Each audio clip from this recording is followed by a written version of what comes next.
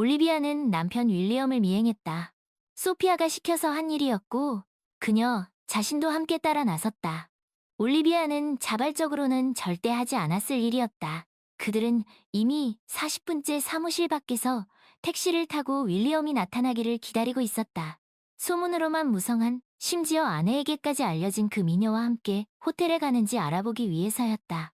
가장 마지막에 알게 되는 것은 언제나 본인이든 말이다. 지금 올리비아는 핸드백 손잡이를 초조하게 만지작거리며 차 바닥으로 꺼져버리고 싶을 만큼 부끄러웠다. 소피아, 도대체 얼마나 더 여기서 기다려야 해?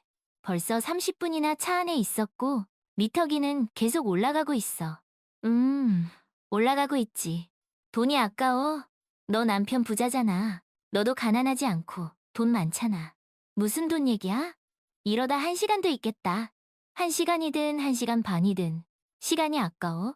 그다리 긴 바비 인형한테 네 남편 뺏기면 시간은 남아돌겠네. 고양이를 키워야 할 거야. 2마리 키워서 번식시켜. 왜? 올리비아는 당황했다. 왜냐하면 외로운 여자들은 고양이들과 함께 외로운 노년을 보내니까. 그 할머니와 고양이 40마리 이야기 기억나? 그거 말이야. 그때 사무실 건물의 회전문에서 소피아가 말했던 그 바비 인형이 튀어나왔다. 긴 다리를 뽐내며 요염하게 걸어갔다. 윌리엄이 나타났다. 아가씨는 그의 넥타이를 잡고 웃으며 자신을 따라오게 했다. 그는 순순히 따라가며 같이 웃었다. 바보, 꼭 소를 밧줄에 묶어 끌고 가는 것 같네. 소피아가 코웃음 쳤다. 자, 잘 봐. 남편은 아가씨를 따라잡아 품에 안고 키스했다. 집에 가자. 올리비아가 딱딱하게 말했다. 말은 마차 모는 마부가 고삐를 당기며 혹시 몰라 물었다. 출발했던 곳으로 돌아가는 거죠? 그는 룸미러로 올리비아를 힐끗 보았다. 그는 이런 손님을 좋아하지 않았다. 그 부잣집 여자들은 질색이었다. 하지만 이 여자는 남편이 대놓고 바람을 피우고 있었다. 왠지 불쌍했다. 저런 놈이 아내를 누구랑 바꾸려고. 이 여자는 딱 봐도 고상하고 지적인데 저 여자는 그냥 염소잖아. 다리는 성냥개비처럼 가늘고 한 5년 지나면 술통처럼 불어날걸. 그 깡말은 아름다움이 어디 가겠어. 그는 소리내어 말했다. 너무 걱정하지 마세요. 집에 가서 마음을 가라앉히고 남편을 되찾을 방법을 생각해보세요. 자신을 되찾을 방법을 생각하는 게 낫지 않을까? 소피아가 코웃음 쳤다. 올리비아는 지친 듯 손바닥으로 눈을 가리며 말했다. 그냥 조용히 가주시면 안 될까요? 마부는 조용히 가라는 명령을 받고 말없이 고삐를 당겼다. 음악도 틀지 않았다. 그가 좋아하는 음악은 지금 이 상황에 전혀 어울리지 않을 것이다. 올리비아는 어릴 적부터 같은 반 친구가 따라다녔다. 초등학교 입학식 날부터 학교에서 유일하게 그녀의 가방을 들어주던 아이였고 반 친구들의 놀림도 무시했다. 그때는 작고 앞니가 빠지고 죽은 깨투성이의 귀가 큰 아이였다. 그가 가방을 들어주기 시작하자 다른 남자아이들도 가방을 들어주기 시작했다. 테카는 놀림을 받아도 신경 쓰지 않았다. 그는 작았지만 끈기가 있었다. 학교 전체를 뜯어고쳤다. 놀림은 그쳤고 여자아이들 옆자리에 앉은 남자아이들도 마찬가지였다. 올리비아와 페카 체르노프는 졸업할 때까지 단짝이었다. 7학년 때 올리비아가 갑자기 키가 커져서 페카보다 커졌지만 그는 끝내 그녀를 따라잡지 못했다. 그리고 올리비아는 부모님과 함께 떠났다.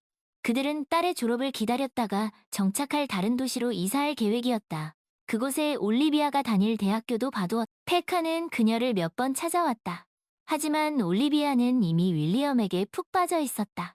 오랜 세월 지속된 어린 시절의 우정은 사랑이 아니지 않. 페카는 사랑하는 사람이 자신에게서 멀어지는 것을 보며 살아있는 시체처럼 보였다.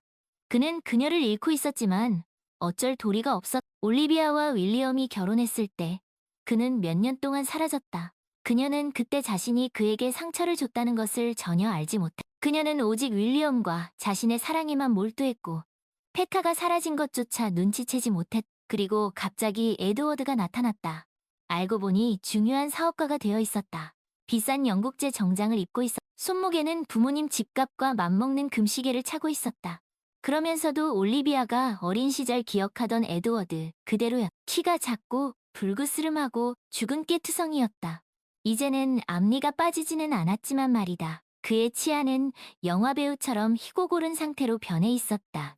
에드워드는 다시 자주 나타나 올리비아에게 장미 꽃다발을 선물하고 그녀의 직장에 찾아왔다. 그에게 엄격하게 금지해야 해. 에드워드, 그만해. 나 결혼했어. 잊은 거 아니지? 결혼하면 친구랑 얘기도 못해? 태워다 줄. 고마워. 괜찮아. 나 차 있어. 어느 날 밤 올리비아는 누군가 술 취한 목소리로 창밖에서 노래를 부르는 소리에 잠에서 깼다. 그때 그녀는 이미 10번째 꿈을 꾸고 있었다. 윌리엄은 최근 늘 그렇듯 집에 없었다. 또 투자자들과 늦게까지 협상을 하고 있는 모양이었다. 남편의 주요 투자자 중 한 명을 직접 보았는데 어쩌겠는가. 정확히는 투자자였다. 올리비아는 타조가 모래에 머리를 파묻듯 모르는 척하는 편을 택했다. 남편이 하는 말은 모두 믿어. 그의 얼굴에 거짓말이라고 쓰여 있어도 말이다. 그녀는 이 불안정한 세상에서 가장 든든한 섬처럼 여겼던 가정이 흔들리는 것이 너무나 두려웠다. 심지어 집에서 긴 금발 머리카락을 발견했을 때도 마치 일부러 그런 것처럼 침대와 욕실에 흩뿌려져 있었지. 올리비아는 혐오스럽게 침대 시트를 바꾸고 청소기로 청소하면서도 이것이 우연이라고 스스로에게 계속 주입했다. 인형 같은 머리카락이 어떻게 여기 들어왔겠어. 모든 것이 늘 그렇듯 괜찮다고 생각했다. 하지만 오랫동안 괜찮지 않았다. 착각과 자기 암시뿐이었다. 창밖에서는 익숙한 술 취한 목소리가 끔찍하게 음정이 틀린 채로 노래를 부르고 있었다. 올리비아는 쇼를 걸치고 창밖을 내다보았다. 가로등 아래에서 에드워드 체르노프가 비틀거리며 서서 가슴에 손을 얹고 열정적으로 세레나데를 부르고 있었다. 그때 4층에서 누군가 그에게 얼음 조각이 든 물을 쏟아부었다. 그리고 남자의 목소리가 고함쳤다. 입 닥치지 않으면 다음엔 끓는 물을 부어버리겠다. 이 가수 얼음 조각들이 아스팔트에 부딪혀 소리를 냈다. 올리비아는 즉시 문으로 달려갔다. 재빨리 엘리베이터를 타고 내려가 현관을 나서 에드워드는 슬픈 피에로처럼 창백한 얼굴로 마당 한가운데에 멍하니 팔을 벌리고 서 있었고 물이 뚝뚝 떨어지고 있었다. 그 주위에는 가로등 불빛에 반짝이는 물웅덩이가 있었고 하얀 얼음 조각들이 흩어져 있었다. 우리 집에 가자, 이 딱한 사람아. 감기 걸리겠다. 올리비아는 그를 아이처럼 손을 잡고 집으로 데려갔다. 그는 뒤따라 걸으며 구두 소리를 냈고 계단과 엘리베이터에 젖은 발자국을 남겼다. 집에 와서 그녀는 몸에 달라붙는 젖은 옷을 벗는 것을 도왔다. 에드워드는 거의 돕지 못했고 서툴은 손으로 엉키고 이빨을 부딪히며 오히려 방해가 되었다. 올리비아는 그에게 남편의 두툼한 목욕 가운을 주었고 에드워드는 그 안에 푹 파묻혔다. 하지만 그것은 마르고 따뜻했고 두꺼운 털 양말도 신어 에드워드는 이빨 부딪히는 것을 멈추고 차가 끓기를 기다리지 못하고 의자에서 잠이 들었다. 그때 윌리엄이 돌아왔다. 물론 그는 에드워드를 알고 그와 올리비아가 만났을 때 한 번 본 적이 있었고 아내가 그에게 절대 바람을 피우지 않았고 피우지도 않을 것이라는 것을 알고 있었다. 더군다나 에드워드와는 그럴 리가 없었다. 불가능한 일이었다. 하지만 지금은 더없이 좋은 기회였다. 윌리엄은 지난 몇 달 동안 매일 올리비아에게 어떻게 헤어지자고 말할지 고민했다. 그들은 10년 동안 함께 살았다. 짧지 않은 시간이었다. 그의 잘못으로 그녀는 아이를 낳지 못했고 이제 더 이상 아이를 낳을 수 없게 되었다. 그가 임신 중절을 강요해. 그때 그는 기저귀, 옷 밤에 아이 우는 소리에 신경 쓸 여유가 없었다. 그는 사업을 일으키고 있었고 모든 노력과 관심을 그곳에만 집중했다. 그녀가 그 후에 그런 합병증을 겪을 줄 누가 알았겠는가. 그는 죄책감 때문에 그녀를 떠나지 않았다. 하지만 영원히 그럴 수는 없었다. 윌리엄은 신선한 공기를 마시고 싶었다. 이사벨라가 나타났다. 처음에는 다정한 고양이처럼 예쁘기만 했다. 그러다 점점 발톱을 드러내기 시작했다. 이사벨라는 그가 아내에게서 떠나지 않을 것이라고 점점 더 자주 그를 비난하기 시작했다. 그녀는 이미 임신 중이었으니까. 그러다 마침내 무언가를 결정하라고 그를 압박하기 시작했다. 짐을 챙겨서 그들의 새 가정으로 이사하라는 의미였다. 우리가 의논했는데 내가 결정했어라는 식이었다. 윌리엄은 그녀에게 조금만 더 참으라고 설득했고 그는 반드시 무언가를 생각해낼 것이라고 말했다. 그리고 문제는 저절로 해결되었다. 한밤중에 자신의 집에서 고전적인 장면을 목격한 윌리엄은 마치 농담처럼 자신의 가운만 입은 정부와 잠옷만 입은 아내를 보고 아내에게 소리를 지르고 짐을 가방에 던져넣고 문을 쾅 닫았다. 윌리엄은 한밤중에 가방을 들고 이사벨라에게 달려갔지만 이사벨라는 기뻐했다. 마침내 그녀는 오랫동안 원했던 것을 얻었고 윌리엄이 반대했지만 끈질기게 그의 집에 들어가는데 성공했다. 이사벨라는 매번 일부러 자신의 흔적을 남겼다. 올리비아가 장님이 아닌 이상 남편에게 다른 여자가 있다는 것을 알아야 했다. 언제쯤 그에게 소리를 지르고 그를 집에서 내쫓을까? 이 눈먼 닭은. 마침내 윌리엄은 스스로 아내에게서 떠났다. 올리비아는 그때 아침까지 울었다. 에드워드는 그녀를 위로하려고 껴안으려 했고 평생 그녀와 결혼하고 싶었다고 중얼거렸다. 하지만 그녀는 짜증스럽게 그의 손을 뿌리치고 그에게 나가라고 명령했다. 정말 말도 안 되는 소리를 하고 있었다. 그는 끙끙거리며 마르지 않은 옷을 다시 입고 문을 닫고 택시를 불러 자신의 집으로 돌아갔다. 그는 이 도시의 개인 구역에 큰 새 집을 샀다. 올리비아는 남편이 떠난 후 사흘째 슬퍼하고 있었다. 에드워드는 그 이후로 나타나지 않았다. 그러다 올리비아는 그가 얼음이 든 찬물을 맞았고 젖은 옷을 입고 한밤중에 그녀에게서 떠났고 그녀가 그를 쫓아냈을 때 현관 앞에 서서 택시를 기다렸다는 것을 깨달았다. 그리고 젖은 상태로 뼛속까지 얼어붙었고 폐렴에 걸렸을 것이 분명했다. 게다가 그때 그를 화나게 했고 쫓아냈다. 그녀는 부끄러웠다. 자신의 슬픔에 잠겨 불충한 남편의 떠남을 슬퍼하고 있었지만 어린 시절 친구는 병이 났을지도 모르고 불쌍하게 누워있고 약국에서 약을 사다 줄 사람도 없을 것이다. 그녀는 그에게 전화를 걸었다. 그리고 30분 간격으로 4번 더 전화했다. 대답이 없었다. 이런 제기랄 주소도 알아보지 못했네. 찾아가서 그가 괜찮은지 확인해야 하는데. 올리비아는 소피아에게 전화했지만 그녀는 손사래를 쳤다. 네가 그가 술에 취해서 창밖에서 세레나데를 불렀다고 했잖아. 그냥 자고 있는 거야. 사흘째. 그건 혼수 상태지. 올리비아가 중얼거렸다. 세상에 숙취가 있는 거야. 걱정하지 마, 친구야. 내가 말했잖아. 그가 사라진 지 벌써 사흘째라고. 경찰에 실종 신고를 해야 할지도 몰라. 무슨 일이 생겼을지도 모르잖아.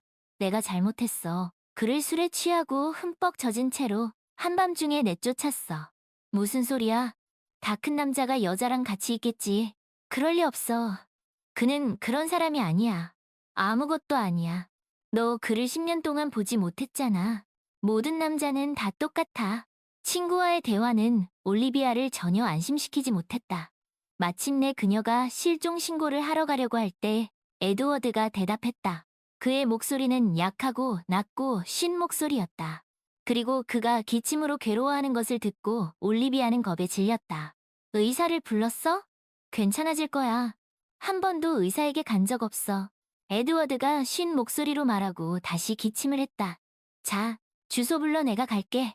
올리비아가 명령했다. 곤차롭스카야 거리. 집, 에드워드 집, 여보세요? 하지만 전화에서는 더 이상 아무 소리도 들리지 않았다. 올리비아는 불길한 예감에 괴로워하며 마차를 불렀다. 마차가 왔고 마부는 휘파람을 불었다. 이런 세상 참 좁네. 얼마 전에 이 아가씨를 이곳에 태워줬었고 그때 그녀는 불충한 남편을 미행하고 있었다. 올리비아는 가는 내내 마부에게 재촉했다. 아가씨, 걱정하지 마세요. 속도 위반으로 벌금을 물게 돼요. 상관없어요. 벌금을 물면 제가 낼게요. 저기 사람이 죽어가고 있을지도 몰라요. 곤차롭스카의 거리에서 그들은 최근에 에드워드라는 새로운 주인이 구입한 집이 어느 집인지 몇몇 마당에 물었다. 에드워드 체르노프가 집을 산 지 얼마 되지 않았더라도 누군가는 그를 알고 있을 것이다. 아, 에드워드. 키 작은 사람? 그 집 맞아. 그런데 그 사람 아마 집에 없을 거야, 에드워드. 불이 안 켜져 있어. 뚱뚱한 아줌마가 말했다. 그들은 알려준 집으로 갔다. 마차 대문 앞에 내리자마자 올리비아는 마당을 가로질러 문으로 달려갔다. 마부는 뒤에서 소리쳤다. 이봐요. 아가씨, 누가 돈을 낼 거예요? 하지만 그는 침을 뱉고는 절망에 빠져 잠긴 문을 두드리는 그녀를 돕기 위해 달려갔다. 집 뒤에 창문이 열려있는 것을 발견하고 안으로 들어가 올리비아에게 문을 열어주며 말했다. 아마 2층으로 가야 할 거예요. 보통 부자들은 위층에 침실이 있으니까요. 두 사람은 경쟁하듯 계단을 뛰어 올라갔다. 달리면서 마부는 뒤돌아보고 휘파람을 불었다. 이런 집은 처음 보네. 그는 이런 저택에 와본 적이 없었다. 그들은 넓은 침대에서 의식을 잃고 누워있는 에드워드를 발견했다. 그는 숨을 가쁘고 드물게 쉬었고 휘파람 소리가 났고 뜨거운 난로처럼 뜨거웠다. 멀리서도 그의 숨결이 얼마나 뜨거운지 느껴졌다. 휴, 마부가 휘파람을 불었다. 구급차를 불러야 해요. 곧 타버릴 것 같아요. 기다릴 수 없어요. 구급차가 오는 동안 그가 죽을지도 몰라요. 우리를 병원으로 데려다 주세요. 아직 요금도 내지 않았는데 벌써 새로운 명령을 내리시네요. 마부가 화를 냈다. 올리비아는 짜증스럽게 핸드백에서 100파운드를 꺼내 그의 가슴 주머니에 쑤셔 넣었다. 그를 마차로 옮겨요. 가요. 힘들지 않으세요. 그가 당신보다 작아요.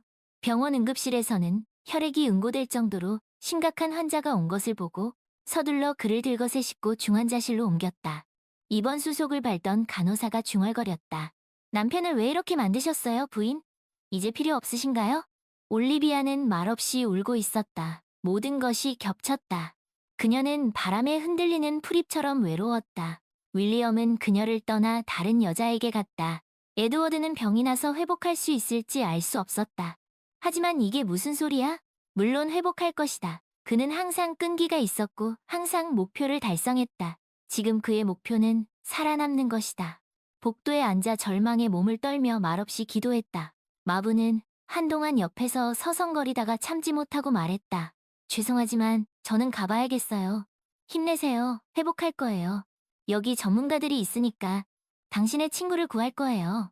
그는 떠났고 올리비아의 귓가에는 한동안 친구라는 말이 맴돌았다. 에드워드는 정말 그녀의 유일한 진정한 친구였다. 제발 그를 구해주세요. 에드워드 체르노프는 5일째 중환자실에 누워 있었다. 그는 양쪽 폐에 폐렴이 있었다. 의사들의 노력에도 불구하고 열이 내리지 않았고 주기적으로 얼음 주머니를 대야 했다. 그는 이미 스스로 숨을 쉴 수 없었다.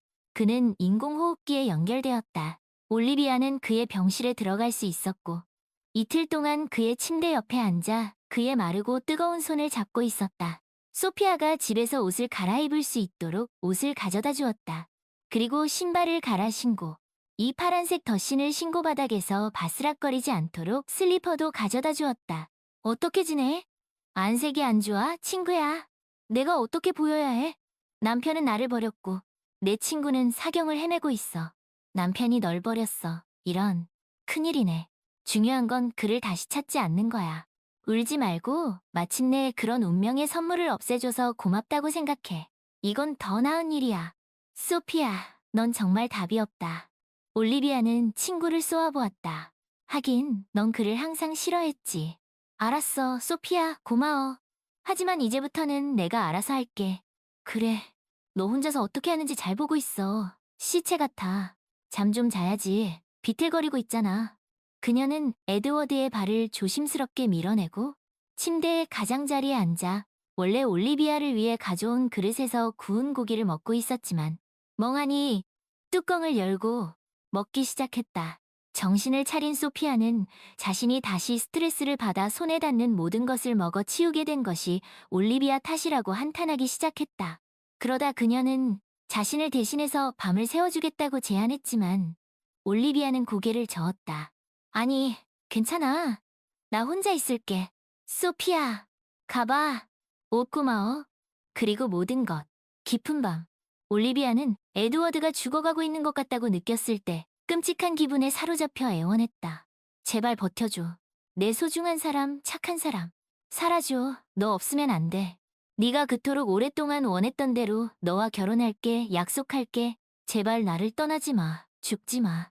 아침이 될 때까지 그의 뺨에 뺨을 대고 흐르는 눈물을 닦으며 그의 베개와 에드워드가 회복하도록 설득하며 반복했다. 새벽이 밝아오자 그녀는 자신의 손에 쥐고 있는 그의 손이 더 이상 뜨겁지 않다는 것을 깨달았. 그리고 그녀는 이 살아나는 손에 이마를 대고 이 끔찍하고 끝없는 밤에 지쳐 잠이 들었다. 잠결에 그녀는 바스락거리는 소리를 들었다. 그러다 누군가 옆에서 조용히 노래를 부르려고 하는 것을 깨달았다. 올리비아, 사라지지 마. 올리비아는 기쁨의 울음을 터뜨리며 헬쑥해진 창백한 얼굴에 입을 맞추었다. 살아났어. 에드워드, 소중한 사람. 다행이야. 이제 나아질 거야. 말해줘, 올리비아. 에드워드는 바짝 마른 입으로 침을 삼켰다. 네가 한 말 사실이야? 내가 무슨 말을 했는데? 그녀는 물론 기억하고 있었고 에드워드가 그녀의 말을 듣고 회복하기를 바랐지만 동시에 그가 듣지 못했기를 바랐다. 그는 그때 의식이 없었다. 하지만 약속은 지켜야 했다. 에드워드는 말없이 지친 큰 눈으로 그녀를 참을성 있게 바라보았다. 올리비아는 억지로 말했다. 사실이야, 에드워드, 사실이야. 그리고 속으로 덧붙였다. 나는 이미 사랑해서 결혼했었어. 내가 사랑했을 때. 이제 나는 사랑받는 결혼을 해볼 거야. 모든 것이 다르게 되도록. 소피아는 나중에 올리비아에게 소리쳤다. 올리비아, 너 미쳤어. 어쩌려고 그래? 너 그를 사랑하지 않잖아. 그건 가짜 결혼이 아니라 진짜 결혼이 될 거야. 항상 두통 핑계를 댈 수는 없을 거야. 늦기 전에 정신 차려. 소피아, 생각해봤는데 그는 나를 사랑해. 나도 그를 사랑해. 친구로서, 형제로서. 어쩌면 익숙해지고 사랑하게 될지도 몰라. 남편으로서. 적어도 나는 에드워드가 절대 나를 배신하지 않을 거라는 걸 알아. 그래, 네 에드워드를 아니까 그건 부정할 수 없네. 그건 내 바람둥이 윌리엄과는 다르지.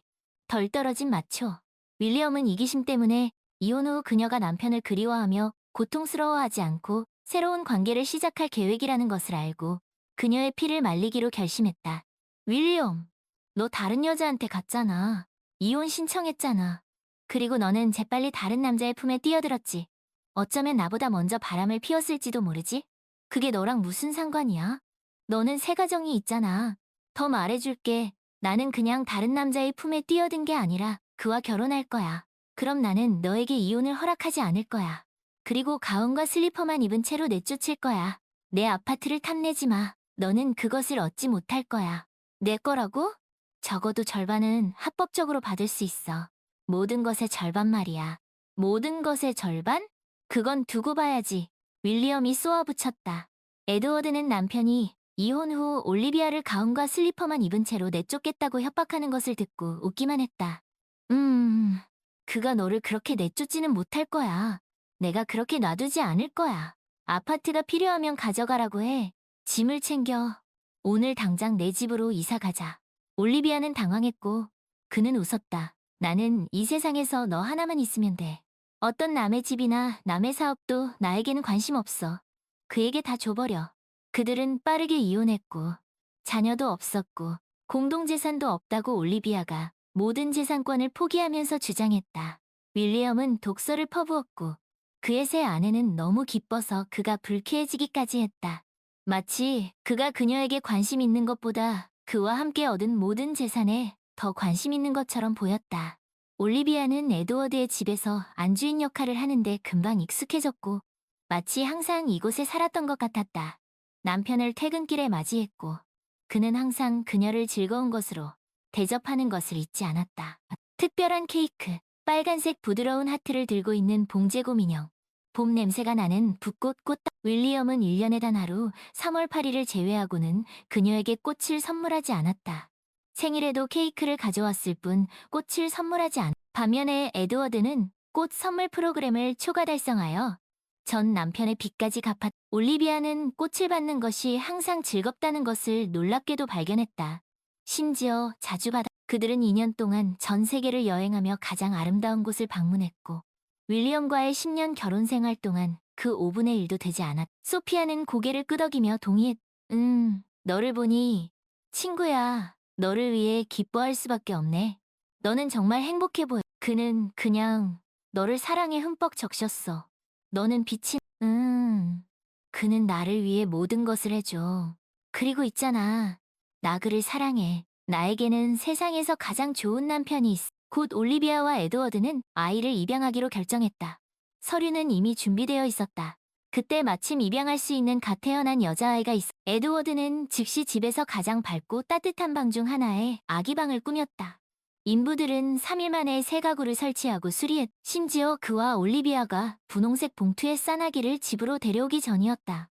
그리고 올리비아는 기적이라고밖에 말할 수 없는 놀라운 소식으로 남편을 깜짝 놀라게 했다. 자신도 어찌할 바를 몰랐다.